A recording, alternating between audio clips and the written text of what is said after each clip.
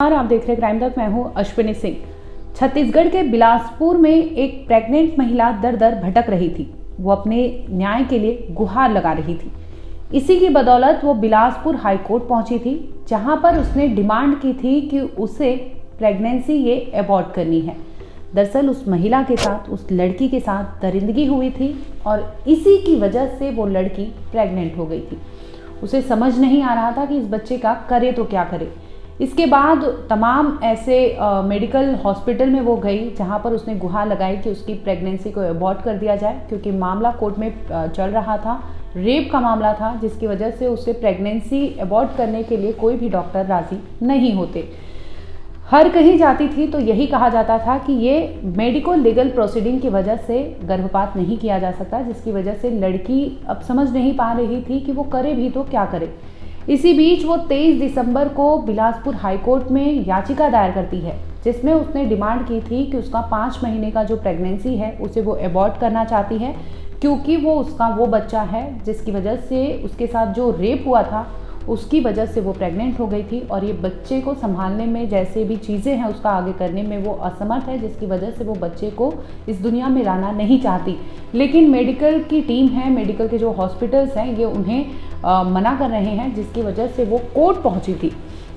अब मामला इतना सेंसिटिव था कि छुट्टी के दिनों में भी, शीतकालीन वहाँ छुट्टी चल रही थी कोर्ट में, लेकिन फिर भी विशेष अदालत बुलाई जाती है, जहाँ पर इस मैटर को लेकर सुनवाई होती है। जज साहब आते हैं, मैटर रीच आउट होता है, पढ़ा जाता है, जिसमें अब दोनों पक्ष को सुना जाता है, चाहे वो कंप्लेनेंट हो चाहे वो रिस्पोंडेंट हो। अब उनसे पूछताछ होती है। मेडिकल बोर्ड को भी जज साहब ने फटकार लगाई। आपको बता दें कि जो महिला है वो 5 महीने की प्रेग्नेंट, यानी लगभग 21 से 22 वीक की वो प्रेग्नेंट है, जिसकी वजह से उसे कोर्ट में याचिका दायर करनी पड़ी कि उसे वो बच्चा अबॉर्ट करना है, और इसी मामले को लेकर कोर्ट सुनवाई कर रही थी। अब कोर्ट बुलाती है जो रिस्पोंडेंट होते हैं, यानी मेडिकल बोर्ड को, उनको बुलाती है, जिसमें उन्होंने एक पर्ची पेश की थी कोर्ट में कि क्या वजह थी कि उन्हें इस लड़की का अगर प्रेगनेंसी अबॉर्ट करना है तो क्या ये सही है। जिस पर कलेक्टर साहब ने एक पर्ची दिया था मेडिकल टीम की तरफ से, मेडिकल बोर्ड ने ये सबमिट किया था, जिसमें ये लिखा गया था कि एक पेज की पर्ची में कि हाँ, ये महिला का अबॉर्ट किया जा सकता है, ये प्रेगनेंसी जो है अबॉर्ट की जा सकती है। अब लेकिन जज साहब यहाँ भड़क जाते हैं। भड़कते इसलिए हैं कि एक पेज की पर्ची सिर्फ, क्योंकि प्रेगनेंसी अबॉर्ट करने की बात थी, तो वो महिला कितनी सक्षम है, या उसका जो फिजिकल चीज़ें हैं, क्या वो कैपेबल है इस चीज़ों को संभालने में, क्या उसके हेल्थ पे कोई साइड इफ़ेक्ट्स ना हो, चाहे फिर अबॉर्ट करने के बाद भी उसके हेल्थ पे कोई इशू ना आए, जिसे लेकर मेडिकल बोर्ड को बाकायदा ये सारी ब्यौरा देना था। लेकिन जिस तरह से उन्होंने एक पेज का पर्ची दिखाया, तो जज साहब वहाँ कोर्ट में ही भड़क उठते हैं, जिसमें कहते हैं कि एक पेज की पर्ची में आप क्या बताना चाहते हैं। इसके बाद वो माफ़ी मांगते हैं मेडिकल बोर्ड वाले को, कहते हैं कि सेकेंड हाफ में वो वापस से दोबारा से रिपोर्ट पेश करेंगे। अब क्योंकि जज साहब ने उनसे पूछा था कि प्रेगनेंसी अबॉर्ट करने के लिए आपने इजाज़त तो दे दी, ना ही आपने ब्लड टेस्ट का ब्यौरा दिखाया है, ना ही आपने ये नहीं दिखाया कि उसका सोनोग्राफी हुआ है कि नहीं,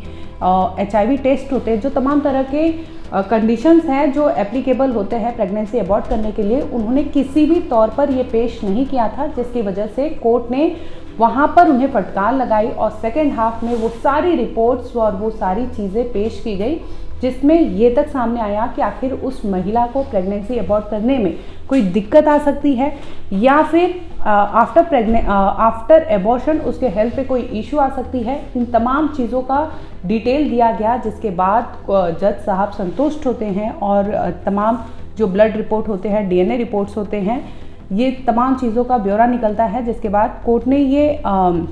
जजमेंट दिया इस केस में कि हाँ, भले ही वो 5 महीने की प्रेग्नेंट है, भले ही वो रेप पीड़िता है, लेकिन उसका हक है कि उसे प्रेगनेंसी रखना है या अबॉर्ट करना है। ऐसे में रेप विक्टिम जो है, उसका मंशा, उसकी इजाज़त बहुत इम्पॉर्टेंट होता है, उसका विल बहुत इम्पॉर्टेंट होता है, जिसकी वजह से बाकायदा रेप पीड़िता विक्टिम जो होती है, उन्होंने कहा था कि उन्हें ये प्रेगनेंसी नहीं रखनी है। जिसके बाद कोर्ट ने ऑर्डर दिया कि 5 महीने की रेप पीड़िता की जो प्रेगनेंसी है उसे अबॉर्ट कर दिया जाए, और इसके साथ ही कोर्ट ने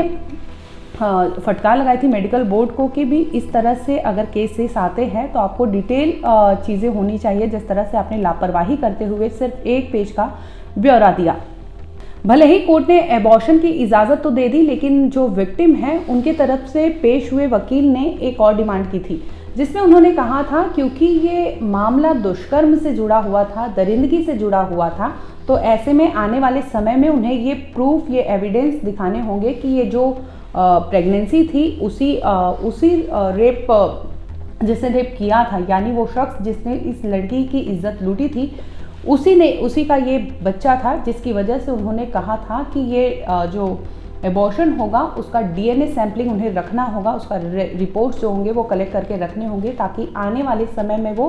पता लगा सके कि जिस तरह से एलिगेशंस लगे हैं वो साबित कर सके कोर्ट में, क्योंकि मामला दरिंदगी से जुड़ा हुआ था और वो मामला ऑलरेडी कोर्ट में चल रहा था, जिसकी वजह से बिलासपुर हाई कोर्ट ने ये जजमेंट पास किया, जिसमें कहा कि रेप विक्टिम के साथ जिस तरह से अपराध हुआ वो गलत था, लेकिन उसका हक है, उसको अगर उसे एबॉर्शन करना है तो उसका एबॉर्शन होना चाहिए, और इसके साथ ही जो भ्रूण होता है उसका डीएनए सैंपल स्टोर करके रखा जाए और तमाम जो रिपोर्ट्स है वो कलेक्ट करके रखा जाए, ताकि उन्हें आगे आने वाले केस में जब पेश किया जाएगा, जब सबूत या एविडेंस मांगे जाएंगे, तो ऐसे तमाम चीज़ें उनकी ज़रूरत होगी, जिसकी वजह से कोर्ट ने ये डायरेक्ट किया है कि 5 महीने की प्रेगनेंसी को एबॉर्ट कर दिया जाए, बाकायदा डीएनए स्टोर किया जाए भ्रूण का जो है, और इसके साथ ही उस महिला को कोर्ट ने ये इजाज़त दे दी कि उसका हक है, और हक के तहत उन्होंने कहा कि उसे एबॉर्शन करने का हक है और उसका एबॉर्शन होना चाहिए, और 27 दिसंबर का डेट दिया। सुबह 11 बजे का डिस्ट्रिक्ट जो अस्पताल होता है वहाँ जाकर उस महिला को जाना था, जहाँ पे उसका एबॉर्शन होना है। अपने आप में ये केस बहुत अनोखा था, क्योंकि कोई भी किसी भी महिला के लिए ये बहुत बड़ा स्टेप होता है, और ये बहुत बड़ी चीज़ होती है कि ऐसे वो स्टेप ले, क्योंकि महिला के साथ जिस तरह से दरिंदगी हुई थी वो एक मेंटल ट्रॉमा दे जाती है ताउम्र के लिए। तो ऐसे में सही था, लिहाजा महिला ने सही डिसीजन लिया, जिसमें उसे लगा कि चीज़ें जो आगे है उसके लिए सही नहीं थी। इसी वजह से उसने कोर्ट में गुहार लगाई थी कि वो फिज़िकली एकदम फिट है, मेंटली भी वो चीज़ों से डील कर रही है, जिसकी वजह से वो सक्षम नहीं है इस बच्चे को पालने पोषने में, और यही वजह होती है कि उसने प्रेगनेंसी एबॉर्ट करने की याचिका दायर की थी, जिससे कोर्ट ने मंजूरी दे दी, और लिहाजा उसे 27 दिसंबर का डेट दिया जिसमें उसका एबॉर्शन होगा।